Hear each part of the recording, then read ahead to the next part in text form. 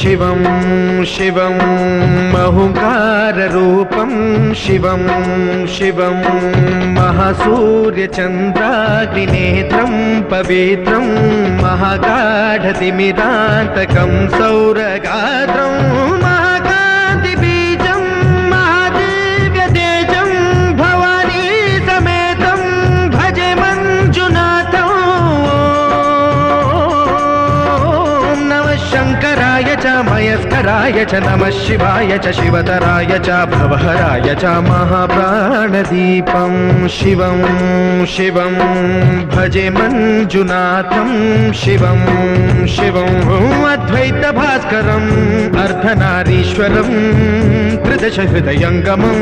चतुर्दधिसङ्गमं पञ्चभूतात्मकं षट्शत्रुनाशकं सप्तस्वरेश्वरं अष्टसिद्धीश्वरं नवरसमनोहरं दशदिशासु विमलम् एकादशोज्ज्वलं मेघनाथेश्वरं प्रस्तुतिवशङ्करं प्रणतजनकिङ्करं दुर्जनभयङ्करं सज्जनशुभङ्करं प्राणिभवतारकं प्रकृतिहितकारकं भुवनभव्यभवनायकं भाग्यात्मकं रक्षकं ईशं सुरेशं ऋषेशं परेशं नटेशं गौरीशं गणेशं भूतेशं महामधुरपञ्चाक्षरी मन्त्रमार्षं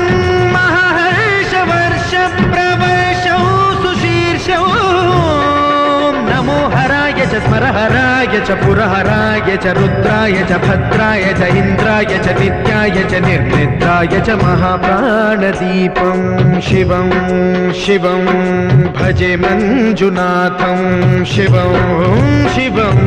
डं डं डं डं डं डं डं डं ढक्कानिनादनवताण्डवाडम्बरं तद्दिम्मि तगदिम्मि दिद्दिम्मि दिमिदिम्मि सङ्गीतसाहित्य सुमकमलबम्बरम् ओङ्कार ह्रीङ्कार श्रीङ्कार ऐङ्कार मन्त्रबीजाक्षरं मञ्जुनाथेश्वरं ऋग्वेदमाद्यं यजुर्वेदवेद्यं सामप्रगीतम् अथर्वप्रभातं पुराणेतिहासप्रसिद्धं विशुद्धं प्रपञ्चैकसूत्रं विबुद्धं सुसिद्धं नकारं मकारं सिकारं बकारं यकारं निराकार साकार सारं महाकालकालं महानीलकण्ठं महानन्दनन्दं महाट्टाटहासं जटाजूटरङ्गैकगङ्गा सुचित्रं ज्वलद्पुत्रनेत्रं सुमित्रं सुगोत्रं महाकाशभागं महाभानुलिङ्गं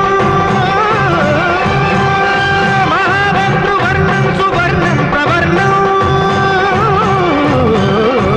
सौराष्ट्रसुन्दरं सौमनाथेश्वरं श्रीशैलमन्दिरं श्रीमल्लिकार्जुनम् उज्जयिनीपुरमहाकाळेश्वरं वैद्यनाथेश्वरं महाभीमेश्वरम् अमरलिङ्गेश्वरं धामलिङ्गेश्वरं काशीविश्वेश्वरं परं कृष्णेश्वरं त्र्यम्बकाधीश्वरं नागलिङ्गेश्वरं श्रीकेदारलिङ्गेश्वरं